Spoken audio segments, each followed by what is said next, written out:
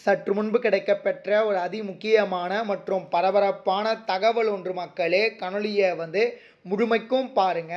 சசிகலா புதிய கூட்டணியை அறிவித்தார்.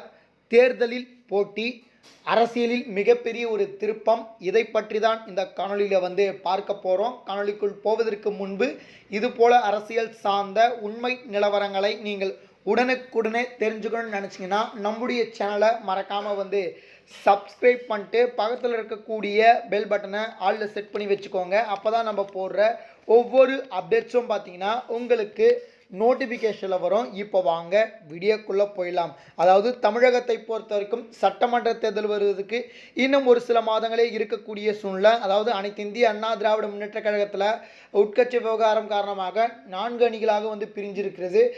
ஏற்கனவே பார்த்தீங்கன்னா அதிமுகவிலிருந்து நீக்கப்பட்டவர்கள் அனைவருமே பார்த்தீங்கன்னா ஒரு புதிய கட்சி தொடங்கியிருக்கிறாங்க. குறிப்பாக அந்த வகையில் பார்க்கும் பொழுது பார்த்தீங்கன்னா அதிமுகவில் உட்கட்சி விவகாரம் காரணமாக பார்த்தீங்கன்னா பிரிந்து அதிலேருந்து அமமுக அப்படின்ற ஒரு கட்சி நம்ம டிடிவி தினகரன் தொடங்கினார். அது எல்லாருக்குமே தெரியும். இப்போ டிடிவி தினகரனுக்கும் பார்த்தீங்கன்னா ஒரு மிகப்பெரிய ஒரு ஆதரவு வந்துட்டுருக்கு.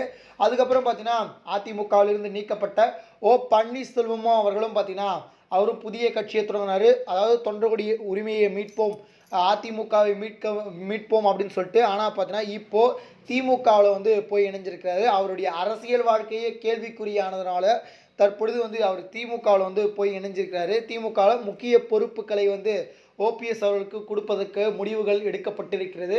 அதனால் பார்த்தீங்கன்னா அது சபாநாயகர் பதவி அப்படின்ற மாதிரி சொல்லிட்டு இருக்காங்க. அது ஒரு பக்கம் இருக்கக்கூடிய சூழ்நிலை.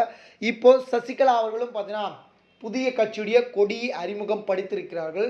கூடிய விரைவில் கட்சி, அதாவது பார்த்தீங்கன்னா அவருடைய கட்சியை அறிவித்துட்டு கூட்டணிக்கு போக உள்ளதாக தற்பொழுது தகவலானது நமக்கு கிடைக்கப்பட்டிருக்கு. சசிகலாவுக்கு ஆதரவு கிடைக்குமா அப்படின்னு சொல்லிட்டு கேட்டிங்கன்னா, டிடிவி தினகரனுக்கு எப்படி ஆதரவு கிடைச்சோ அதே போல் சசிகலா அவர்களுக்கும் பார்த்தீங்கன்னா ஆதரவு கிடைப்பதற்கான வாய்ப்புகள் அதிகமாக இருக்குது. அதனால் பார்த்தீங்கன்னா சசிகலா அவர்கள் யாருடன் கூட்டணி வகுக்க போகிறாரு அப்படின்னு சொல்லிட்டு ஒரு மிகப்பெரிய ஒரு எதிர்பார்ப்பு கிளம்பியிருக்கிறது. என்டிஏ கூட்டணி பேச்சுவார்த்தை நடத்தி வருவதாகவும் கிட்டத்தட்ட இதுக்கு எடப்பாடி பழனிசாமி அதாவது பார்த்தீங்கன்னா அவர் ஒத்துக்கலை அப்படின்ற மாதிரியான தகவல் கிடைக்கப்பட்டிருக்கு. அதனால் பார்த்தீங்கன்னா பொறுத்திருந்து பார்ப்போம். 2026 தேர்தலில் அதாவது அதிமுகவிலிருந்து நீக்கப்பட்டவர்களை ஒன்றிணைத்து கூட்டணியை சேர்க்கணும், அமைக்கணும் அப்படின்றத முடிவில் பார்த்தீங்கன்னா அதிமுக தலைமை முடிவெடுத்திருப்பதாக தகவலானது நமக்கு கிடைக்கப்பட்டிருக்கு. அதனால் பார்த்தீங்கன்னா நீக்கப்பட்டவர்கள் அனைவரையும் பார்த்தீங்கன்னா ஒன்றிணைக்க வேண்டும் அப்படின்னு சொல்லிட்டு கட்சி தலைமை அனைத்தும் பார்த்தீங்கன்னா பேசி முடிவெடுத்திருப்பதாக தற்பொழுது தகவலானது நமக்கு கிடைக்கப்பட்டிருக்கு. அதனால் பார்த்தீங்கன்னா சசிகலா அவர்கள் அதிமுகவுடன் இணைவதற்கு வாய்ப்புகள் இருக்கா, இல்லை இணைய மாட்டார்களா அப்படின்னு சொல்லிட்டு நம்ம பொறுத்திருந்து பார்ப்போம். இது போல சுவாரஸ்யமான அரசியல் உண்மை நிலவரங்களை நீங்கள் உடனுக்குடனே தெரிஞ்சுக்கணும்னு நினச்சிங்கன்னா நம்முடைய சேனலை மறக்காமல் சப்ஸ்கிரைப் பண்ணிட்டு பக்கத்தில் இருக்கக்கூடிய பெல் பட்டனை ஆலில் செட் பண்ணி வச்சுக்கோங்க. அப்போ தான் நம்ம போடுற ஒவ்வொரு அப்டேட்ஸும் பார்த்தீங்கன்னா உங்களுக்கு நோட்டிஃபிகேஷனில் வரும். நன்றி மக்களே. அடுத்தடுத்த வீடியோவில் சந்திக்கிறேன். நன்றி, வணக்கம்.